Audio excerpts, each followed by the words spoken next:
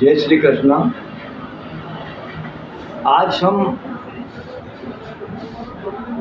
एक विषय जो मेरे दिमाग में है उसके ऊपर मैं रील बनाने की कोशिश कर रहा हूँ।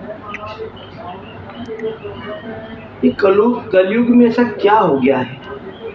हालांकि त्रेता और द्वापर युग में भी था, पर कलयुग में भाइयों के बीच में इतनी घृणा क्यों पैदा हो गई? ये समस्या परे हैं। बड़े भाई हैं, समझदार हैं, शिक्षित हैं, और वो अपने छोटे भाइयों का शोषण करने पर क्यों तुले हो गए? अपने सबकी इच्छा होती है, अपनों में जो छोटा भाई होता है उसको अपन साथ लेके चलने की कोशिश करते हैं। अगर वो कर्ज में फंस गया तो उसका कर्ज भी चुकाते हैं, नहीं तो उसकी प्रॉपर्टी बिकवा के अपन उसको कर्ज से निकालने की कोशिश करते। बीमारी है तो उसकी मदद करते, सहायता करते।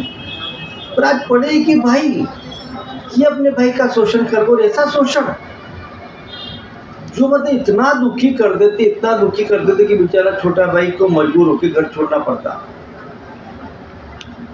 और फिर अपने आप को शिक्षित बोलते हैं। ये मेरे समझ में नहीं आता है। अरे भाई, वो भी तो आपका भाई है। आपकी उसकी जमीन हड़पने की इतनी लालसा हो जाती है कि उसको बेघर कर दिया आप लोगों ने। समझ में नहीं आता ऐसा क्यों करते भाई?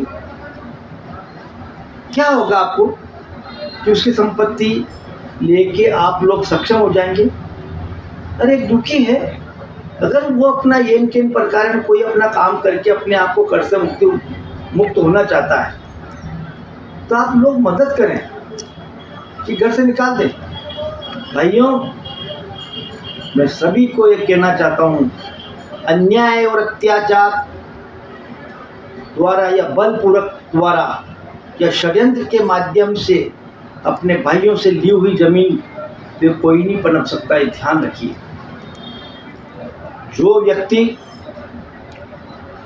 दुष्टता करके, किसी के साथ में धोखा करके अगर अपने वालों से, अपने मित्रों से, अपने भाइयों से जमीन हड़पने की कोशिश करता है तो मैं मानता हूं कि उसका आने वाला समय बहुत ही दुखद होता है।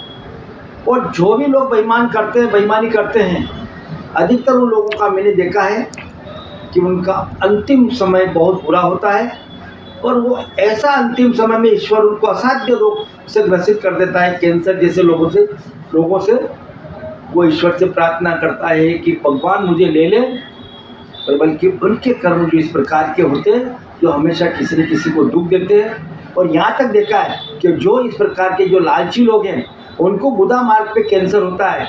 गुदा मार्ग से भी वो टट्टी नहीं जा सकते हैं, उनके थैलियाँ लगाई जाती है, उनके समाचार पूछने वाले आते हैं, मुंह या नाक बंद करके आते हैं, और पता लगने के बाद में वही लोग फिर समाचार नहीं पूछते। तो भैया, ऐसा समय और ऐसी परिस्थितियाँ अपने ऊपर क्यों निर्मित करना चाहे? अगर किसी का अच्छा नहीं कर सको तो कम से कम बुरा तो मत करो।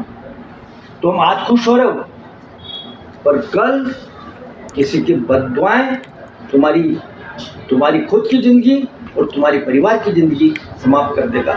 यही बात मैं आज इस रील में बताना चाहता हूँ। अगर आप लोग सोचें समझें तो अच्छी बात है, नहीं तो अपने बुरे कर्म में लगे रहें। धन्यवाद।